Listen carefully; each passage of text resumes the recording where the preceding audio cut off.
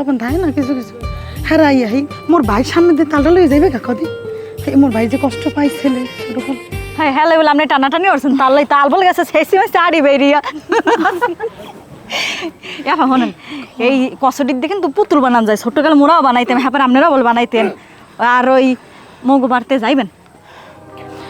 এখন যা মনে বোন মন তো ভালো না বুঝছ না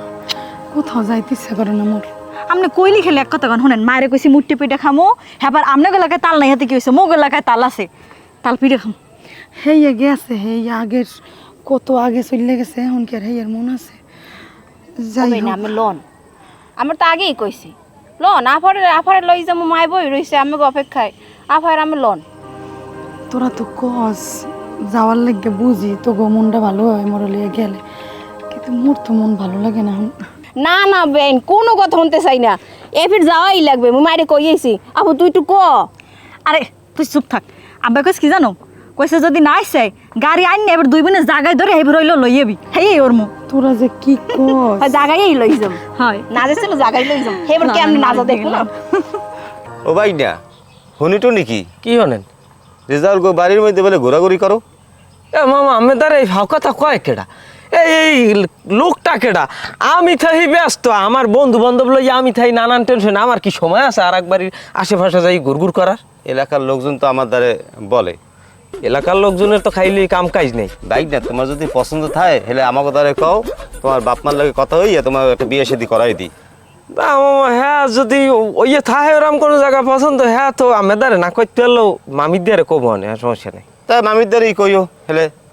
ঠিক আছে ঠিক আছে বাইক না হুশ করে চললো মানুষ যাতে না যায় ঠিক আছে সেটা দেখো আমি গেলাম মানিজে যাই মানিজে কে তো হস্তা উস্কে দিছিল মানে উস নাই আমার এবার আয় না কা মধু বই হন এবার ওই মধু বই না খারাপ না কথা কইলি মধু ভাই হ্যাঁ এখন যাইয়ে গুরু খেলার লাগে মার্বেল টার্বেল খেলাইয়া হ্যাঁ আসরের পর কিন্তু ফুটবলের আছে আপনি ডাইরেক্ট বেগি খেলাইবেন আমি কোনো টেনশন নাই আমি বেগি খেলাইতে পারবো হ্যাঁ ফিরাইতে পারবে না কেউ আগে আমি ফুটবল খেলাইতাম মনে করো আমি যদি জালকাঠি বইয়ে ফুটবলে বাড়ি দিতাম পিরিজপুর যাই পড়তে একদিন একটা বাড়ি দিয়েছি বল সিরিয়া আষ্টভাগ হয়ে গিয়ে মধু ভাই আর আমেলে খারাই দিছে দিগান আচ্ছা আমি একটা কথা বলি তুমি আমারে ভাই বলাও কোন রাবিদে আমি কি তোমার ভাইয়ের বয়সী তোমাকে আর এই শেষরা পোলাবানের জন্য এই সমাজটা নষ্ট হয়ে যাইতে আছে ইজ্জত সম্মান দিয়ে কথা বলো না আমি তোমার বাপের চেয়ে বড় বয়সে অন্তত 150 বছরের হাই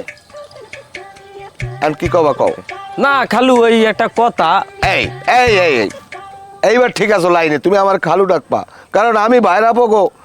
আমি বললে দিছি যে আমার এই মুরব্বী যে আমি আছি তোমাগো দায়িত্বে এই এলাকার সবাই আমার সম্মান করে ইজ্জত করে আমার তোমাগো লাগালে সবাই খালু বলায় কেউ মামু বলায় কেউ চাচা বলায় বুঝছো এখন কি লেগে যাই চেয়েছিলাম না খালু আমি বাড়ি একটু যাইছিলাম আমার বাড়ি হয় আমার দ্বারাও তুমি ওখানে যাও আমার বাড়ি যখন যাবা তোমার দ্বার 500 টাকা হয় 500 দেও দি